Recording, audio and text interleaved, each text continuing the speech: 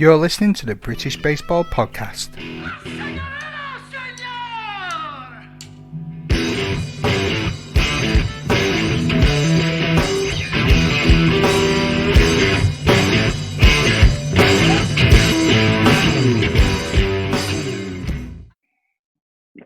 And joining me on today's episode of the British Baseball Podcast, I'm extremely happy to have alongside me Paul Kirkpatrick, the Great Britain pitcher, and former Kumara Cubs from Australia pitcher, the Stuttgart Reds in Germany, and Huffdorp Pioneers in Holland. Paul, how are we doing? Good. How are you? Thanks for having me on. Not a problem. Pleasure to have you on. I'm doing very well. Cheers. Paul, let's jump straight into things. Do you want to tell the good folks who are listening a bit about your background in baseball and how you got involved in it? Yeah. So growing up, my mom grew up a tomboy and so played every sport growing up. And my dad, being British, knew nothing about baseball.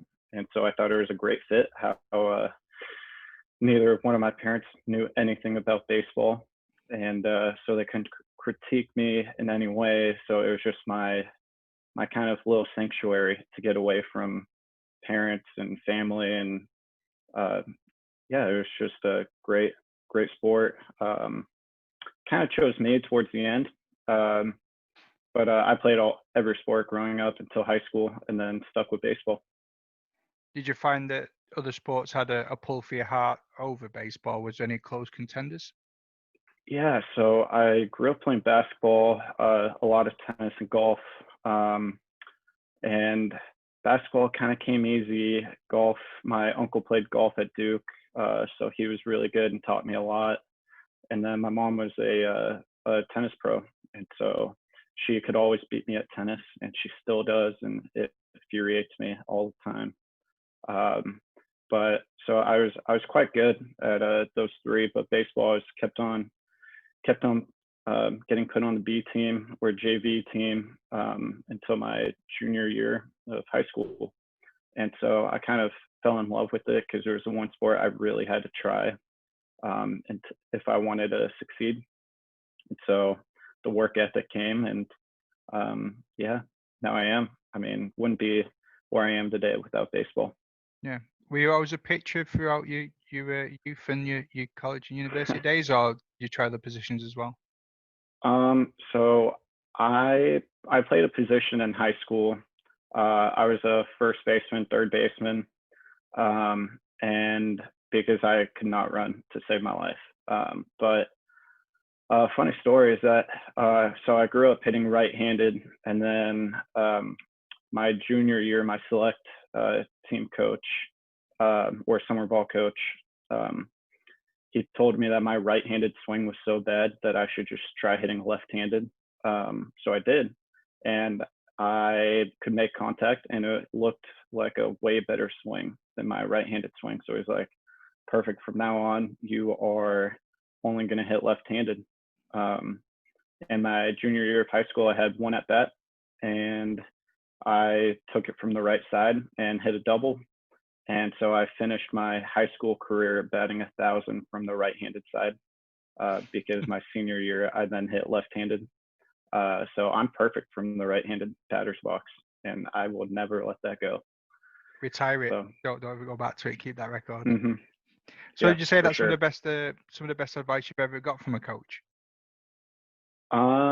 Hitting wise, yeah. But in high school, I knew I wasn't going to be a hitter in college. So I mean, we talked about the work ethic before.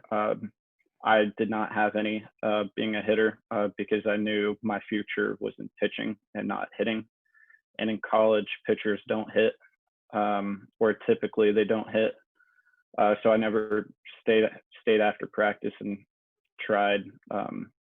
I think I signed going into my senior year of high school. I've already signed with Wake Forest as a pitcher. So just still no motivation hitting, but just a lot of long toss and working on pitching. But hitting wise, best advice was moving to the left-handed side because it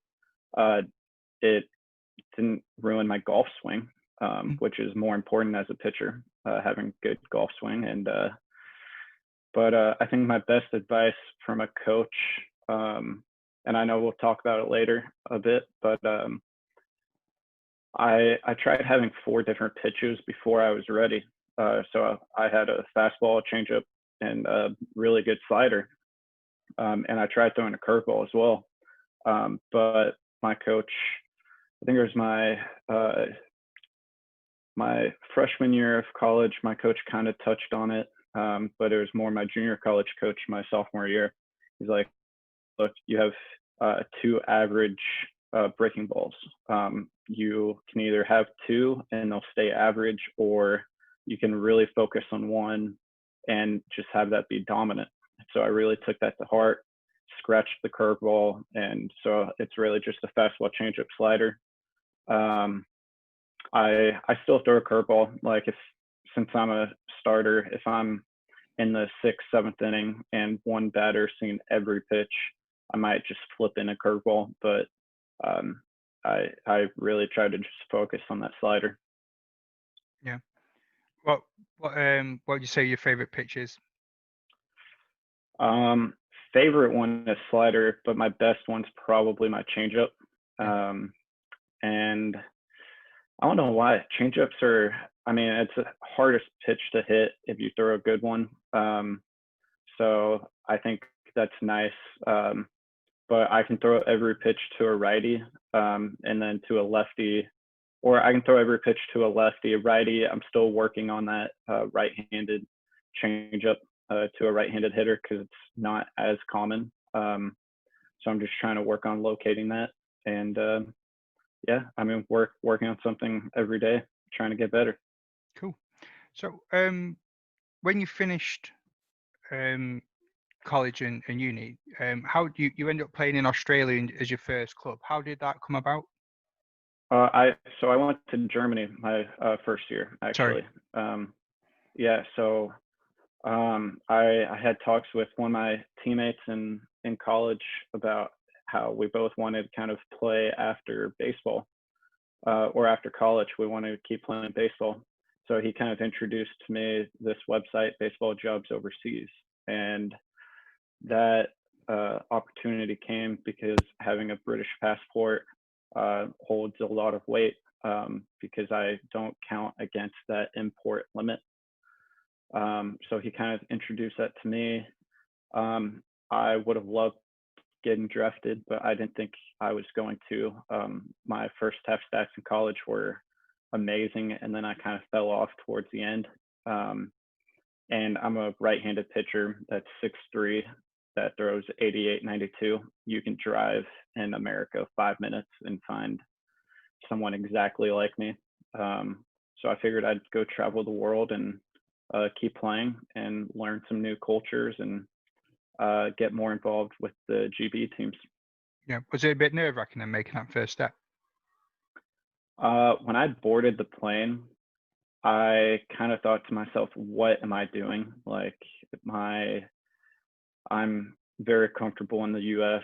I do like traveling, but that first plane ride, and actually all the plane rides to all my teams I've played on, like that whole flight, I'm kind of just like, what am I doing? Like, I don't belong in this country. And then as soon as I meet my teammates, it's like, okay, this is why I'm here. How easy did you find it settling in then with the new culture and surroundings? Um, I So I had Americans on every team except for that Hofdorf team. I was the only import. Um, so it was pretty easy to kind of blend in because you would gravitate towards the Americans in the first week or two. And then all the teammates are just so nice, just talking to you because um, we have been playing baseball our entire lives. And they haven't, or they just picked it up, or they can only play certain parts of the year. So they're very involved with us, trying to learn more things. And it's a really cool experience because you either have young guys with a lot of potential, but they're just not physically there, that are trying to get onto a college roster or get drafted. Or you have some older guys that have been there and done that, and they just want to keep playing in their own country. So I mean, the talent levels it's pretty good in those countries. But I mean, so it's just a wide gap, a wide range of people. Yeah. What are the playing surfaces like abroad? Any favorite arenas or stadiums? I didn't have a favorite one in Germany, but my favorite field was probably a Hofdorp's field, because they were competing with London to try to get the London series in Hofdorp, which I think the MLB made a great decision putting it in London. But that field was amazing. It was MLB ready, and the mound was perfect, and the fences were pretty deep. And as a pitcher, that's all you can ask for is deep fences and a perfect mound. So I could not complain. Lovely. So where did you end up after you were in Germany? Is that when you went to Yeah, so Austria? I was in Germany, and then I had another semester left with all my transferring from college.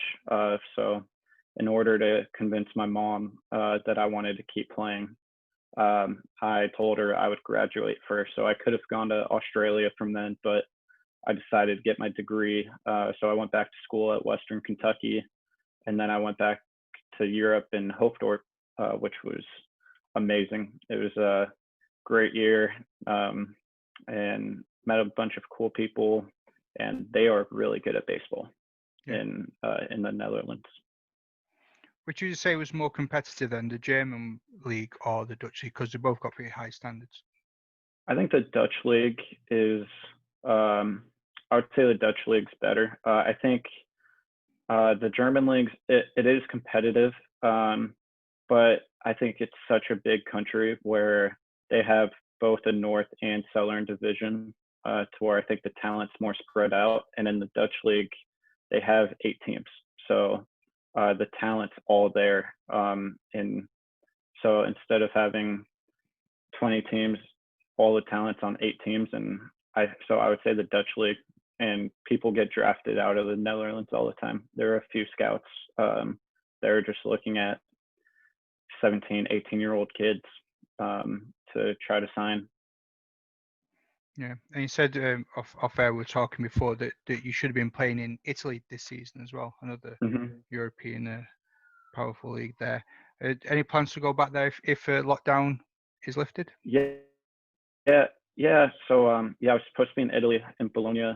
I think my mom and her friends were more disappointed that the season I wasn't allowed to play, because they were all excited to come see me in Italy and come play and go on vacation. But I still talk to the team, and hopefully, if restrictions are lifted, I can go there next season. So I'm really looking forward to that. But it's just, I guess that's plan A right now.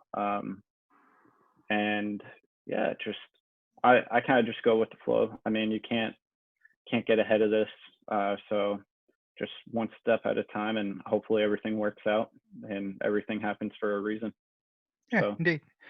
So what are the other ambitions have you got? So obviously baseball wise, just keep playing. Italy was going to be great because it is the highest level in Europe. I was going to try to get into the ABL as well in Australia, so kind of keep playing at the highest levels. And then yeah, so I think Italy, ABL, maybe either go back to Italy, or maybe like Taiwan or Japan. Kind of just seeing. I'm trying to get a few internships here as well, so not putting all my eggs in one basket with baseball. It's still also being smart and knowing that I do have to have a career after baseball. Yeah. So as long as I can do internships while I'm home and keep playing during the respected seasons, kind of do that until my arm falls off. And then also all the tournaments with GB, hopefully, that I'm invited to now that I'm aged out of the U23s. Yeah. Can you see yourself settling in a different country and playing ball over there for permanent, or do you kind of like the traveling aspect? I like the traveling aspect. I think if I was going to settle in a country, my degree's in uh, econ and finance. So I think if I did settle in a country, it would either be England and London, or maybe somewhere in Australia in a bigger city where I could kind of do both. Um, so I kind of joke with Drew and Crammon about joining the London Capitals so I could play against the London Nets. Um, but I don't think they're too pleased with that. But someone's got to stop them. So I'm trying to get just a squad together of my old British teammates and just being like, hey, let's go to London and play. So That'd be great. I'd love to see that yeah. game. Speaking of GB earlier, do you want to tell us about your memories around your Great Britain debut and your call up? Yeah. So I guess it first started with Liam emailing me, and I thought it was spam. Like his email, because I didn't even know GB had baseball or anything, but Liam emailed me, and the heading was, "Do you want to play for your country?" And being a 19 or 20-year-old kid, I obviously responded, because if it's spam, I can just create a new email. But that ended up working out. I talked to my college coach at the time, and I guess a few months later, I was in Brooklyn at the 2016 WBC qualifier, and I might have said maybe 10 words that entire tournament. I did not say a single word because I was playing with a bunch of minor leaguers, and Trevor Hoffman was a bullpen coach. So I didn't open my mouth because I didn't think it was my place. Like, I'm still a college kid. These guys have been there and done that, and I just wanted to absorb as much information as I could from them and learn as much as I could. And Michael Roth kind of took me under his wing, and I mean, as I think GB should know, he threw a just amazing game one, and had a great post game press conference. But I mean, that call was great. As I said, Trevor Hoffman was the bullpen coach, and me having a changeup, I figured I'd talk to him about it because he is an all-time great on, like, he made all his saves and money with that changeup. So I asked him about it, which took about 3 out of those 10 words. And I was just like, so how do you throw your changeup? And he kind of talked to me about it, wishing that he just told me that my changeup was crap and that I should throw it his way. But he actually said that I had a decently changeup and he wouldn't change it.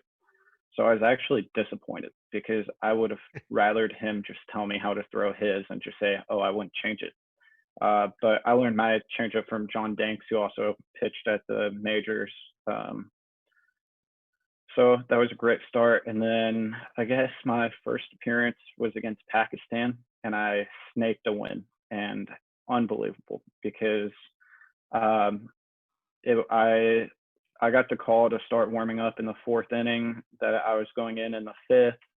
And at the time, it was a close game. Maybe it was like 2-0. So I'm just like, oh, perfect, like high leverage situation. Didn't even know I was going to pitch the entire tournament. I think I was chilling in the dugout until Liam and Zach Gracefer yelled at me to go run to the bullpen. And they're just like, oh, you're not warming up, but you're not allowed in the dugout because you're a pitcher. So I'm like, oh, I actually might pitch this tournament. I thought I was just going to be a bench warmer. But in that Pakistan game, I snaked a win. We scored like 15 runs in the 4th inning. So I was warming up for about an hour. So I threw a complete game in the bullpen. And but pitch that 5th inning, and in baseball, if you pitch the 5th inning, you get the win. So forever in the stat book, it will say that Paul Kirkpatrick won the game against Pakistan. And then I also pitched in the final game against Israel. I actually pitched against Ike Davis, so that is my best hitter that I've faced, in my opinion. And it was fun. It was a great time in Brooklyn.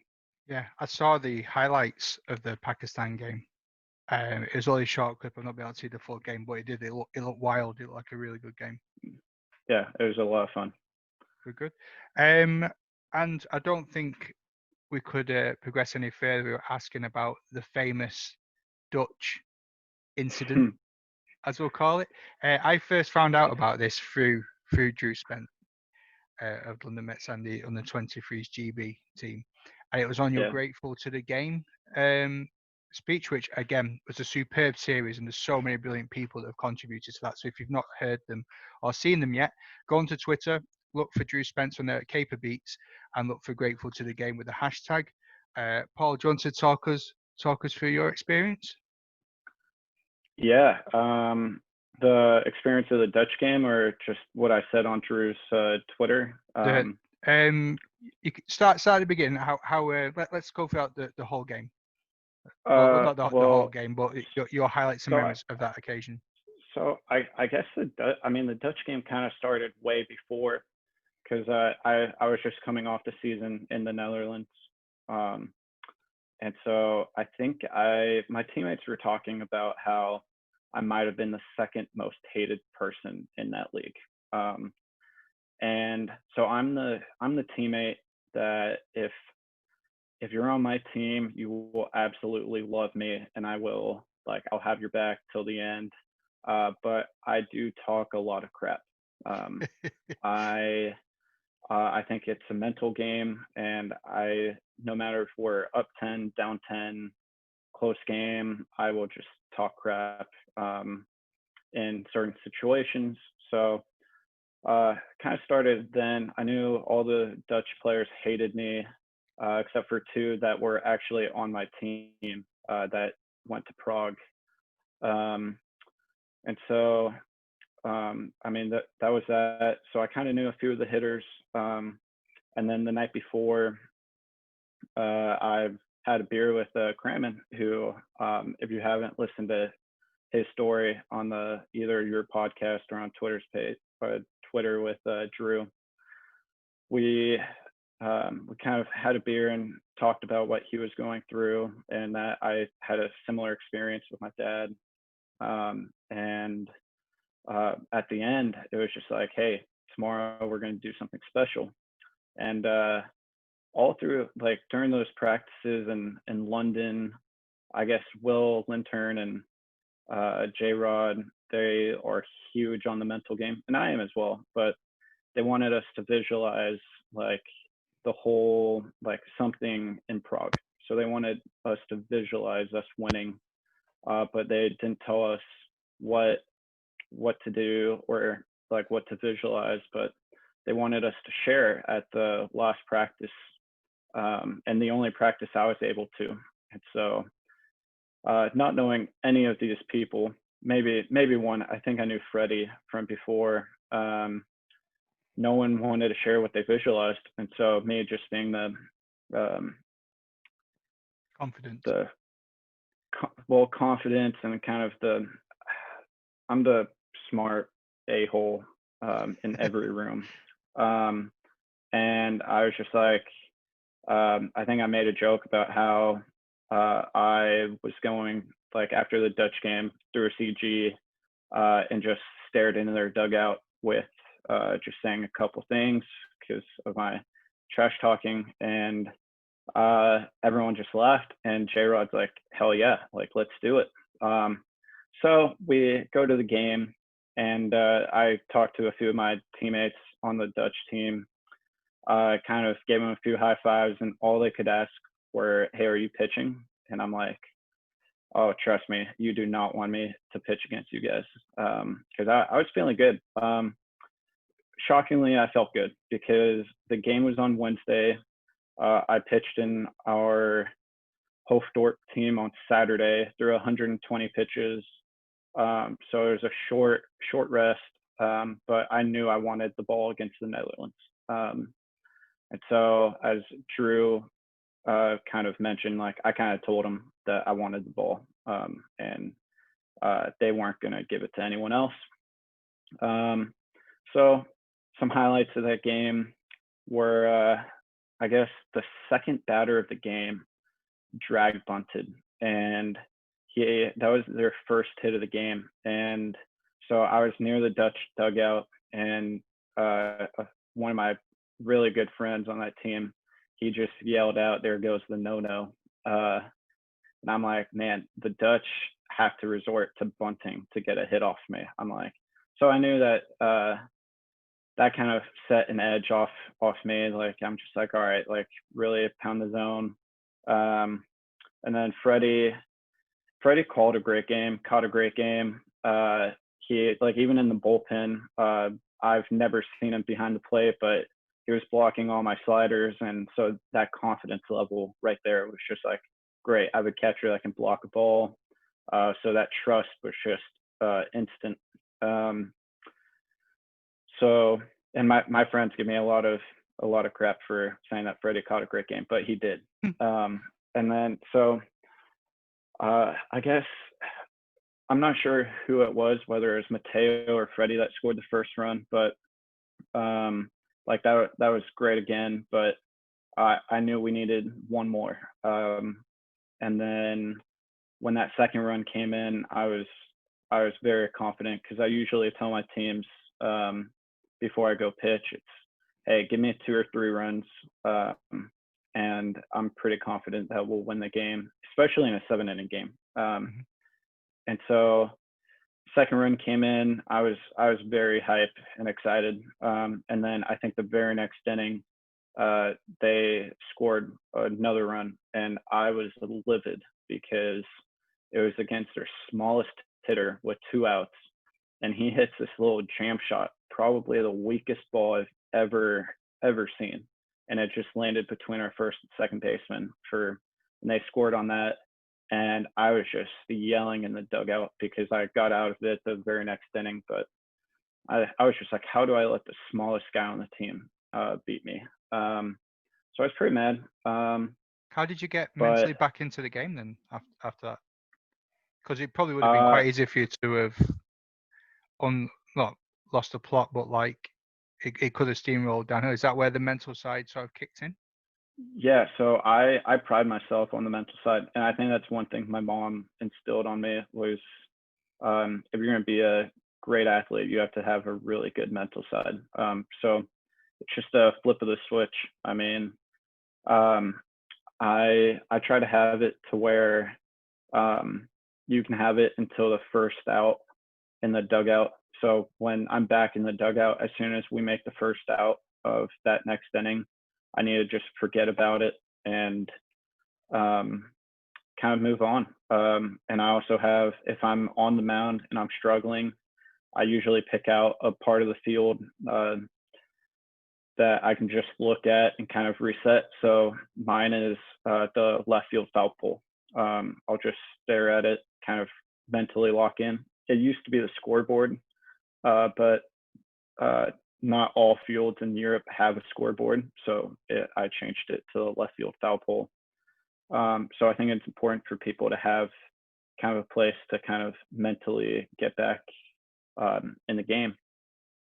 But so flip the switch, Brian Lanoff came to talk to me, which I kind of told him to just get away from me. But the entire game, that relationship was just great, because I didn't know any of the coaching staff. I might have said, I think I introduced myself to them at the London series, but that was pretty much it. So they didn't know me, I didn't know them, but we just meshed instantly and had a great relationship.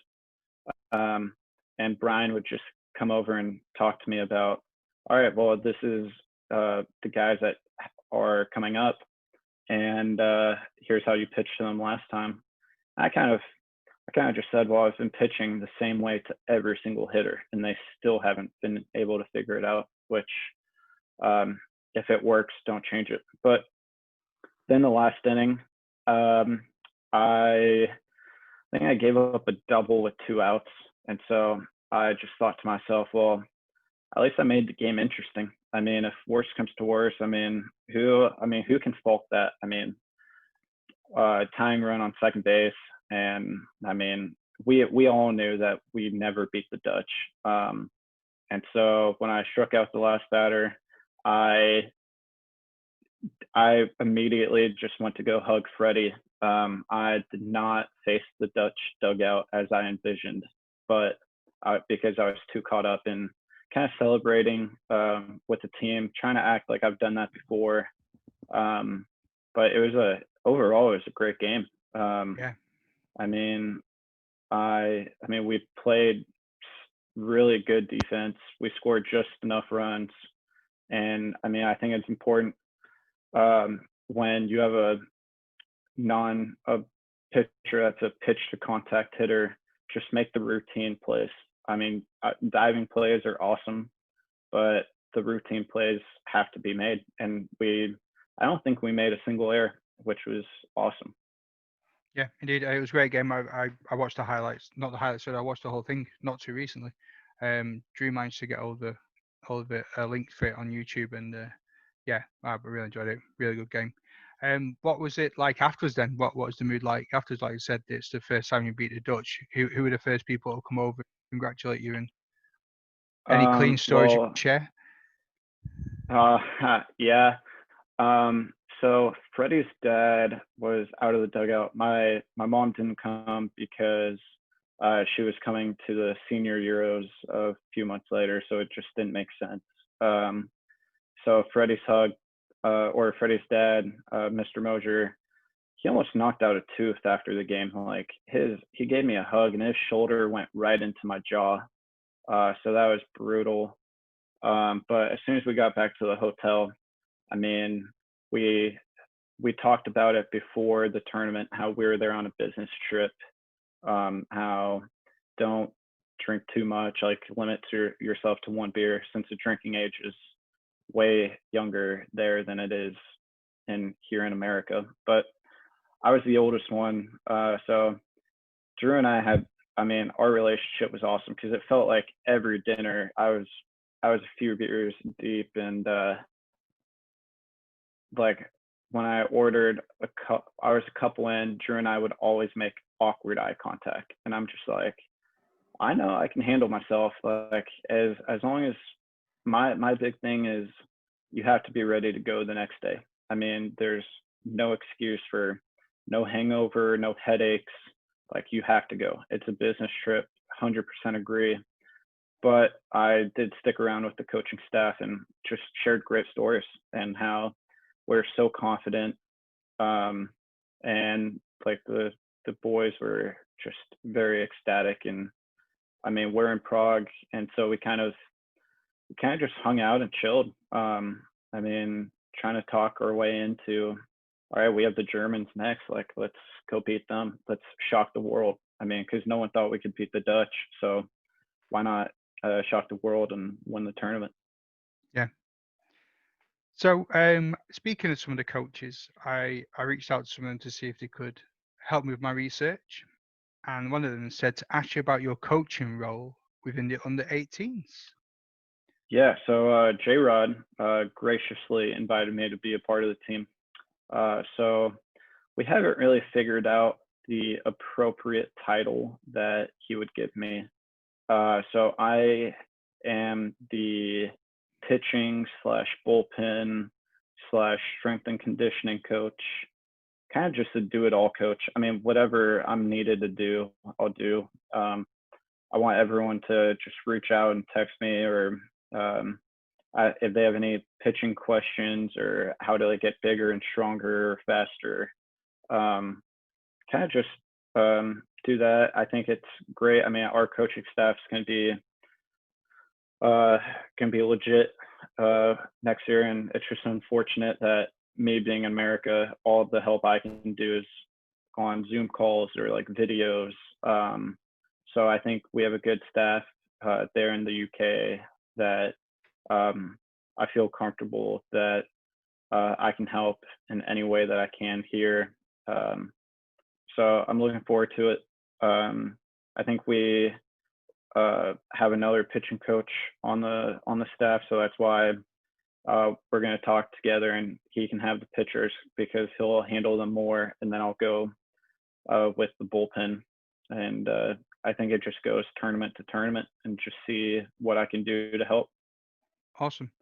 And what advice could you give to any young pitchers out there, or even maybe a nearly 40-year-old Mancunian guy who fancies being a pitcher? Maybe, you know.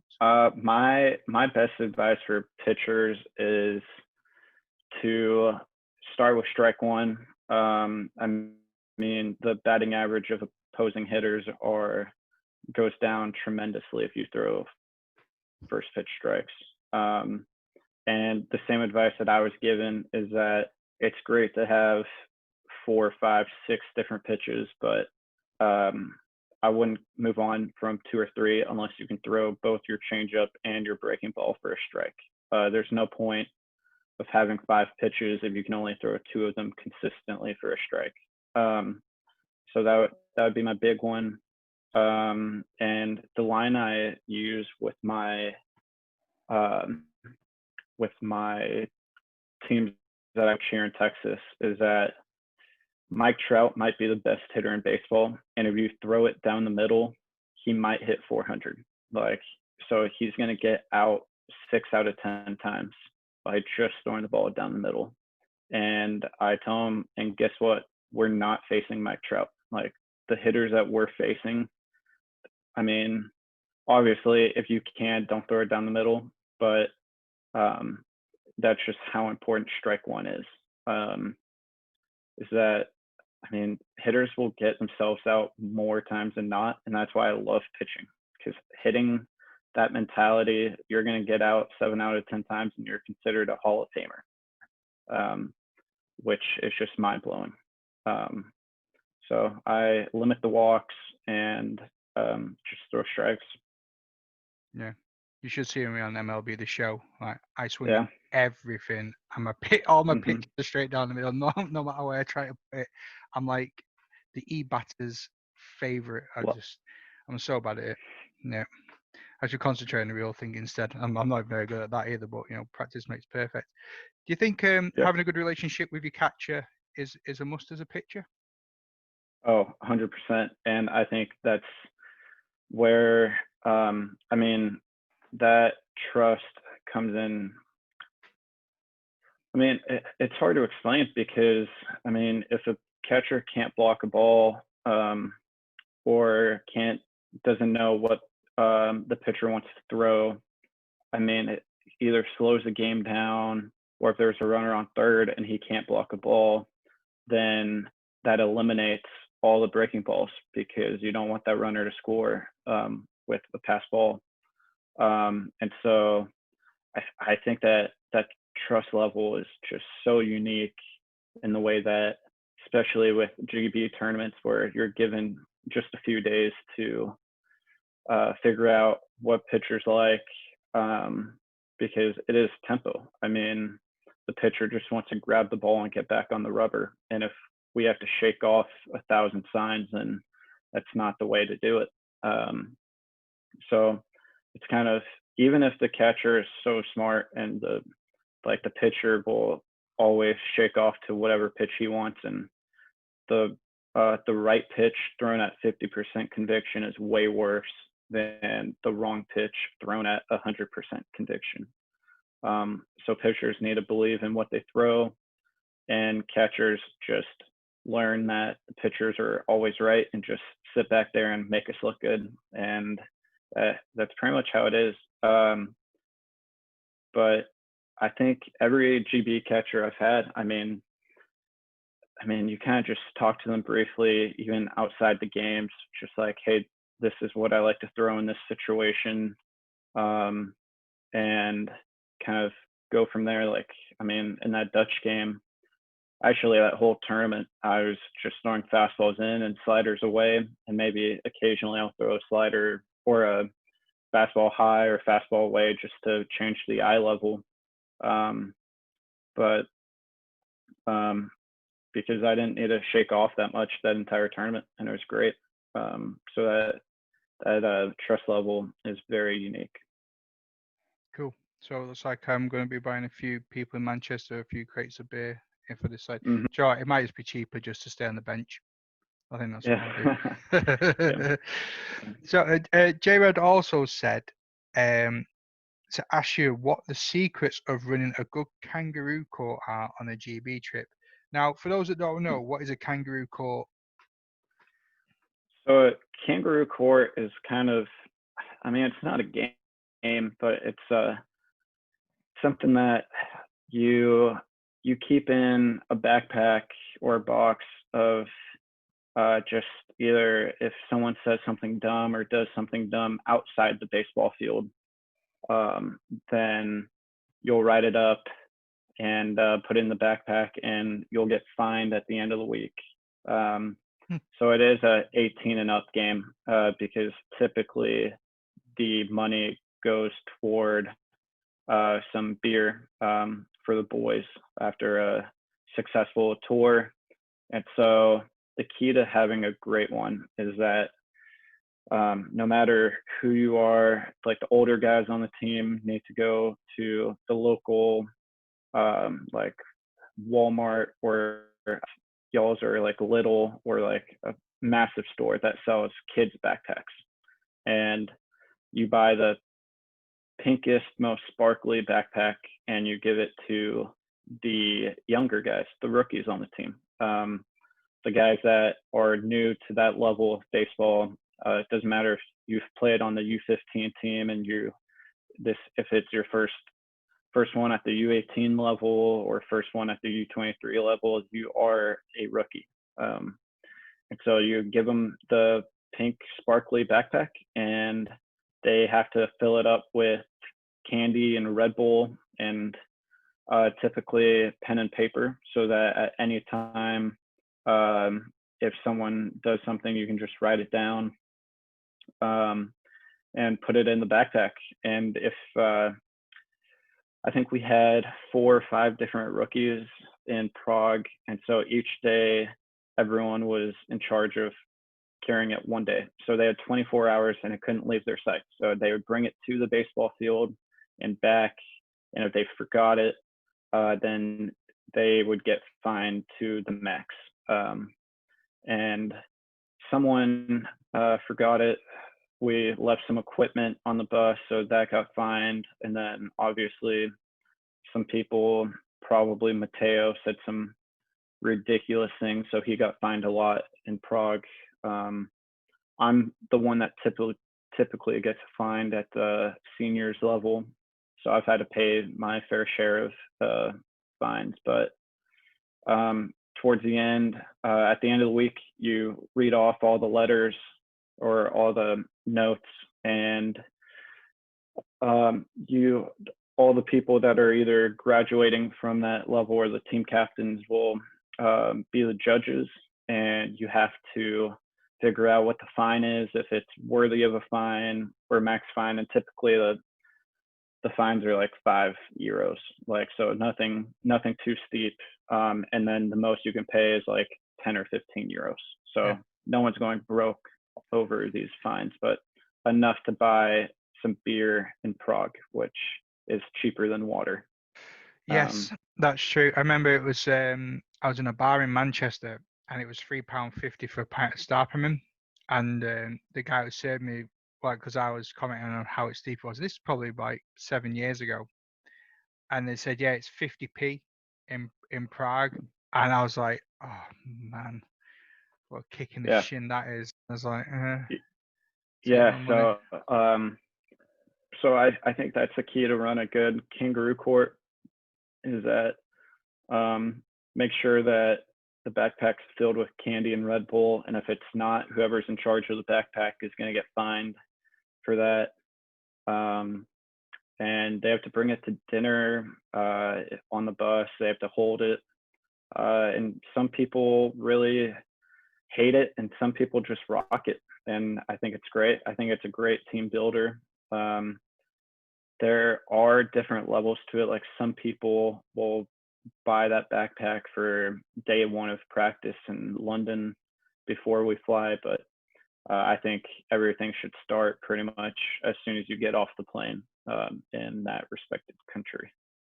Do me a favor, if you ever see one of them big pink sparkly rucksacks knocking about again, let me know. Right. I think we retire. I think We donated ours to GB Baseball, so I'm sure Glenn or Liam or Will have it in their at their places, and they just don't want us to know that they love that backpack. They'll use it. Yeah. Who knows? I'll scout some Instagram photos and see if we can find any. Yeah, for sure. So as we sort of come towards the close of the pod, just how important is baseball in your life? I think baseball. I mean, baseball is my life. I mean, I've been playing since my mom was my coach when I was 4 or 5 years old. I mean, I gravitated toward it in high school. I mean, like I said before, it was the one sport that kept putting me on the B team, made me work that much harder. And I'm so thankful for baseball because it brought me some of my best friends and a bunch of travel experiences that I don't think I would have been able to accomplish without it. And I mean, it opened up a new side of baseball with the whole GB style. So I'm just trying to give back to the GB as much as I can. And that's why I'm really looking forward to the U18 coaching staff. But I mean, baseball is important. I mean, you make some of the best friends of your life on that baseball team because unlike other sports, you can talk in baseball. Like being a pitcher, when the whole team's hitting, you're standing in the outfield with all the other pitchers and you're just chatting away. And so you learn a lot. You play a lot of crazy games in the outfield to pass the time, and it's awesome. Cool. I like to leave the last word open to the guest. So, Paul, do you have any parting advice, any shout outs, or anything you want to add? I think some advice to all the GB players is gain weight and hit because, I mean, pitching, throw strikes, but hitters, if you can hit the baseball, gain weight, put some power behind it because, I mean, being a coach now, if you can hit, the coaches will find a position for you. So I think that's really important for the young hitters in England. I think Cam and Will would be very disappointed if I didn't at least say energy in this podcast because of our Bratislava trip.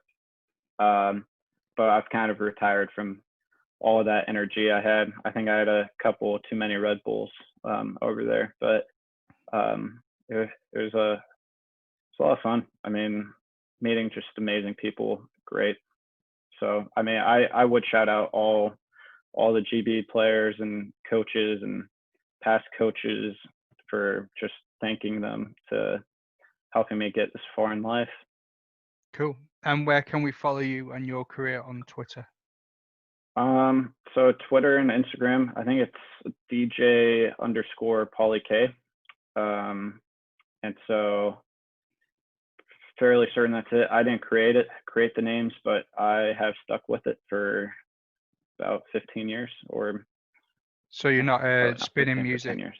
On the side then? No. My high school team created that name for me, and I've just stuck with it. Fair enough. I could have had another half an hour chatting about music. I used to do a bit of DJing when I was a lot younger. Yeah. I'm not that talented. I mean, if I was DJing music, it would be a lot of country, and I don't think country has reached England yet. But yeah, so it's always something new. Funnily enough, we get books delivered from Dolly Parton to our house, not directly from Dolly, but we sign up to the Imagination Library from a little boy. So each month we get a free book. So that's about as close to country music as I get is Dolly's gift to the little. Nice. Yeah, and it's free as well. So up until the age of 5. Perfect. Yeah, it's great. Paul, before I go off any more tangents, I'd just like to thank you very much for joining me today and for giving us some great insights into the game. Again, keep in touch with us. Let us know how you're getting on, and hopefully Italy will be calling very soon. So, Paul, thank you very much. Take care. Thanks for having me. Cheers, mate. All the best. Yep. Bye.